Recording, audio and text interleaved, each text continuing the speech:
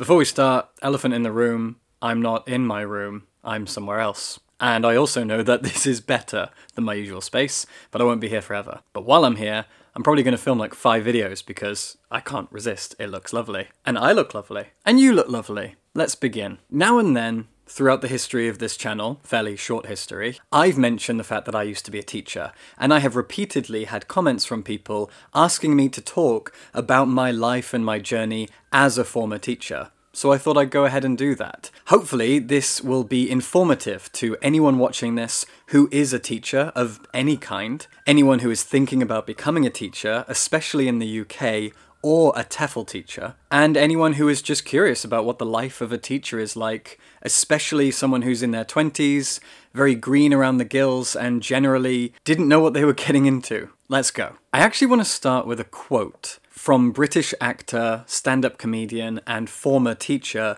Greg Davies. Greg Davies once said in one of his stand-up specials that he didn't remember applying to become an English teacher. It just happened. And he became a teacher very, very young, 21, 22. Same for me. Exactly the same story. I was at university. My friends were all applying for master's degrees because they didn't know what else to do, and we were all studying theatre, and none of us were going off to become famous actors or directors as we'd secretly hoped to be. Or they were applying for regular jobs, office jobs, jobs in a shop, moving to new cities and getting whatever work they could. And I, for whatever reason, decided that I wanted like a proper career, not a job. I wanted to start off age 21 going into a career path, something that not only would pay well, which teaching does not in the UK, by the way, but also something that would just make me feel proud of myself right out the gate after university, which it also did not. My teaching journey did technically start before that with my English teacher, Mr. Bradley.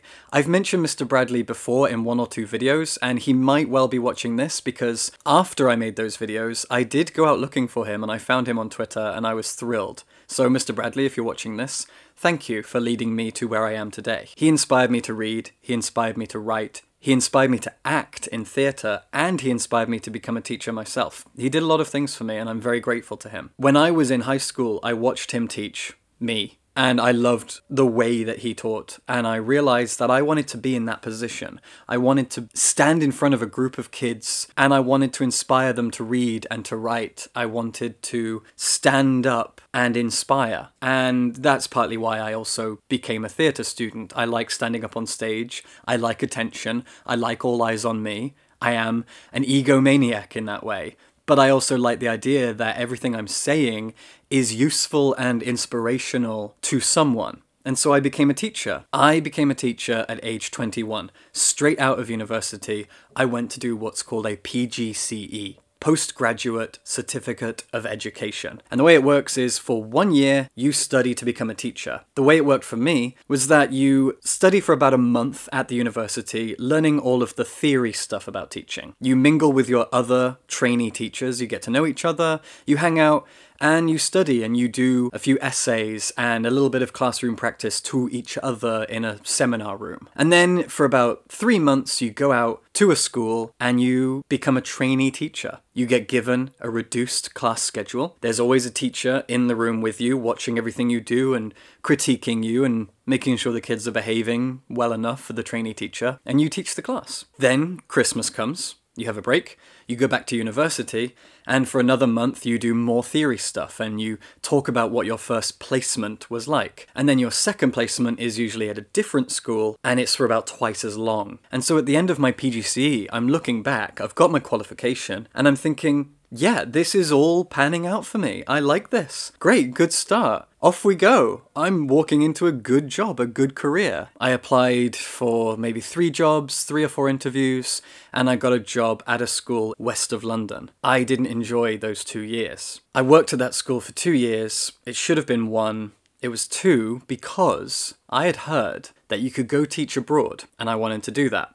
But in order to be taken seriously as an applicant at a school abroad, you really needed 2 years of teaching experience, which is not true at all. That's nonsense. It's true if you want to teach at one of those really affluent international schools that you find in big cities like Tokyo and Shanghai, which I did apply for some of those schools at one point. But if you want to just do TEFL teaching English as a foreign language, which I did end up doing, all you need is a degree, and for some companies and schools you also need a teaching certificate, a TEFL certificate, which is also called a CELTA or a DELTA. These are all slightly different certificates and they all cost different amounts and they're all worth certain more in the eyes of recruiters. I got a TEFL, and because I had a Pgce, that put me in good standing. If you don't have a Pgce and you don't need one, then you should get a CELTA or a DELTA. That's really what you need to go do TEFL.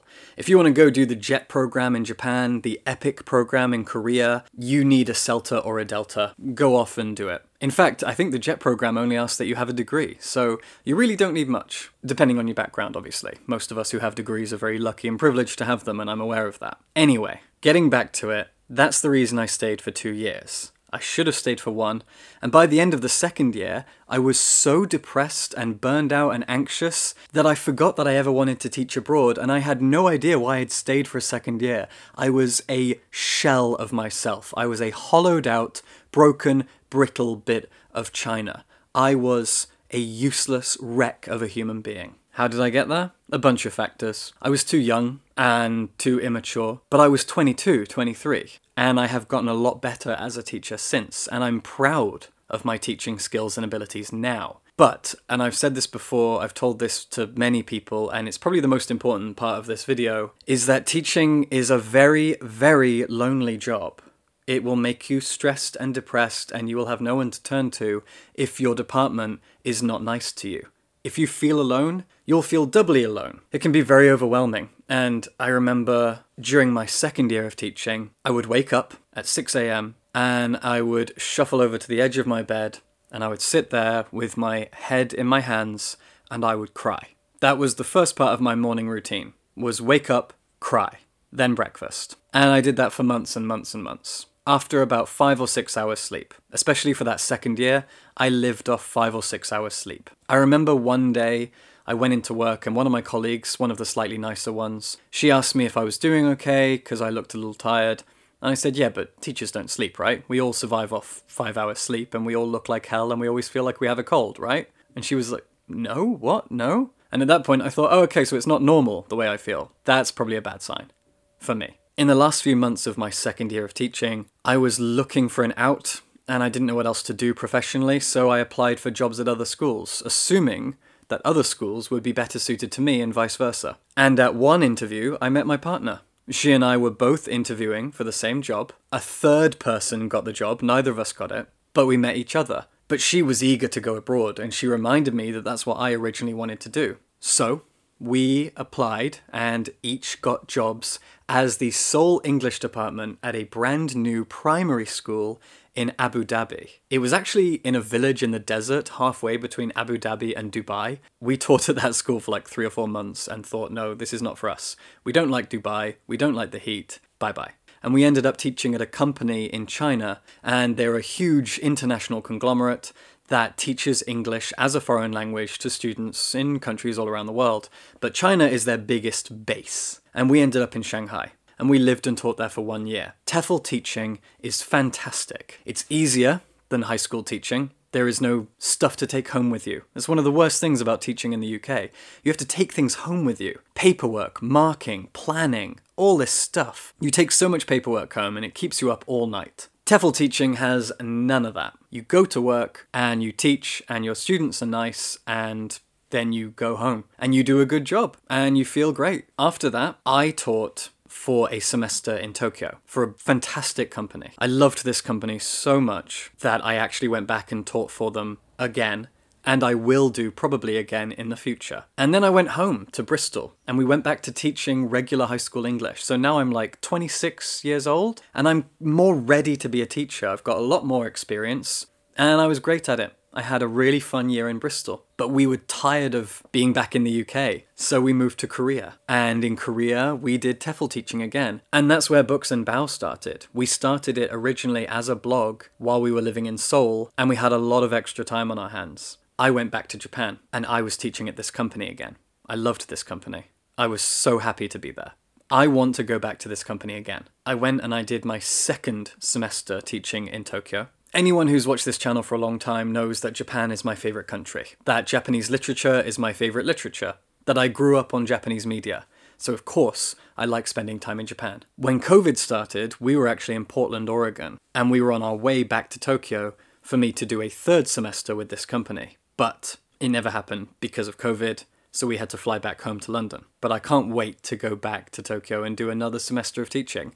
It is the only teaching job, pretty much, that I would now consider doing. TEFL is great. So I taught in Tokyo for 2 different semesters, 2016, 2018, and I was hoping 2020, but... So all in all, TEFL teaching has been a saving grace for me. I love doing it. I'm good at it. I've done it for 3 different companies in China, Korea, Japan, and I'd do it again anytime. Every TEFL company is different. Some are great, some are not. You have to find that out for yourself because I'm not an expert in all of them. But if you want to do TEFL teaching, get yourself a CELTA or a Delta and a degree and go. I don't know how this video is going to come out. I don't know if any of it was worthwhile, but I have been asked repeatedly to talk about my teaching journey, and there it is. UK, Dubai, China, UK, Korea, Japan, and then 2-3 years of freelancing and running a blog. It's been a really good 10 years of my life. I hope you enjoyed this video, and subscribe for books, and compliment my top.